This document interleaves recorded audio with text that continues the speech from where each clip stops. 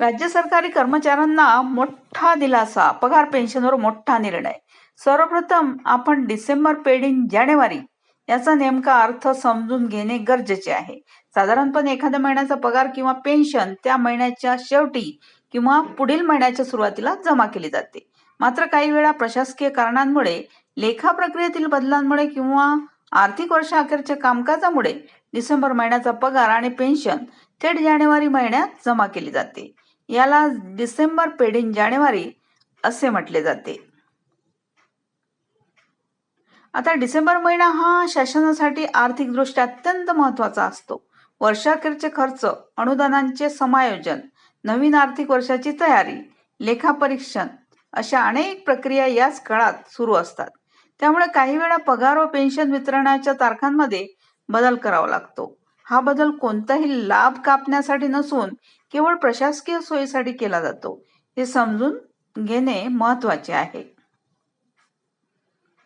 तसेच यावर्षी हा मुद्दा विशेष चर्चेत राहण्याचे कारण म्हणजे वाढती महागाई आणि नवीन वर्षाच्या सुरुवातीचे आर्थिक नियोजन. जानेवारी महिना हा अनेकांसाठी खर्चिक असतो. घर खर्च, शाळा, कॉलेज फी, औषधोपचार, कर्ज हप्ते आणि इतर मासिक खर्च याच काळात जास्त प्रमाणात असतात. त्यामुळे डिसेंबरचा पगार किंवा पेन्शन उशिरा मिळणार की काय अशी भीती अनेकांच्या मनात होती.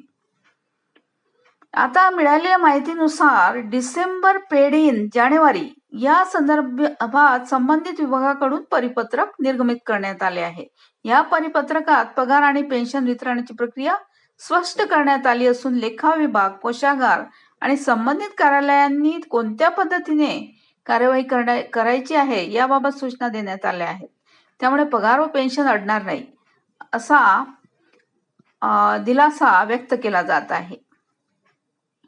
या निर्णयाचा लाभ राज्य शासनाचे नियमित कर्मचारी, शिक्षक व शिक्षकेतर कर्मचारी, अनुदानित विभागातील कर्मचारी तसेच राज्य शासनाचे सर्व पेन्शनधारक यांना मिळणार आहे. विशेष म्हणजे पेन्शनधारकांसाठी हा निर्णय अत्यंत महत्त्वाचा मानला जात आहे, कारण अनेक निवृत्त कर्मचाऱ्यांचे संपूर्ण कुटुंबाचे आर्थिक गणित हे फक्त पेन्शनवर अवलंबून असते. आता पेन्शनधारकांसाठी दर महिन्याची पेन्शन वेळेवर मिळणे अत्यंत आवश्यक असते. औषधे, दवाखाना खर्च, घरभाडे, वीज पाणी बिल यासाठी पेन्शन हाच आधार असतो. त्यामुळे डिसेंबर महिन्याची पेन्शन जानेवारीत मिळणार या चर्चेमुळे काही प्रमाणात चिंता निर्माण झाली होती. मात्र आता परिपत्रकामुळे पेन्शन वितरण मागणीत राहील असे संकेत मिळत आहेत.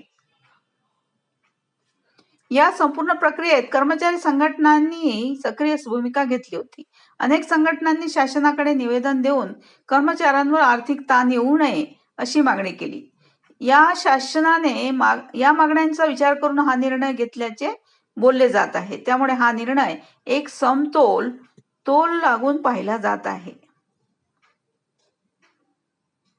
आता डिसेंबरचा पगार जानेवारीत मिळाल्यामुळे काही कर्मचाऱ्यांनी आर्थिक नियोजन बदलावे लागू शकते. मात्र हे लक्षात घ्यावे की पगार किंवा पेन्शनमध्ये कोणतीही कपात करण्यात आलेली नाही, फक्त देय तारखेत बदल करण्यात आला आहे. त्यामुळे कर्मचाऱ्यांनी आणि पेन्शनधारकांनी आपले मासिक नियोजन समतोल करणे गरजेचे आहे. या विषयावर सोशल मीडियावर अनेक गैरसमज पसरवले जात आहेत. काही ठिकाणी पगार कापला जाणार, पेन्शन थांबवली जाणार किंवा अतिरिक्त कर आकारला जाणार अशा अफवा पसरवल्या जात आहेत. मात्र या सर्व गोष्टी निराधार आहेत.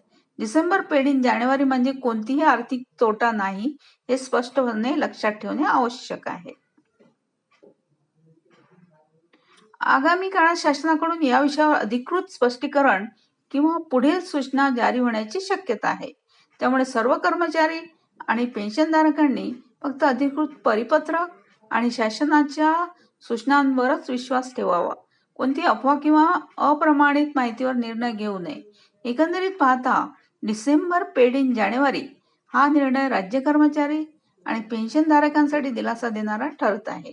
परिपत्रक निर्गमित झाल्यामुळे अनेक प्रश्नांना उत्तर मिळाले असून अनिश्चिततेचे वातावरण काही प्रमाणात दूर झाले आहे. तरी सुद्धा सर्वांनी संयम राखून अधिकृत अपडेट्सकडे लक्ष ठेवणे गरजेचे आहे.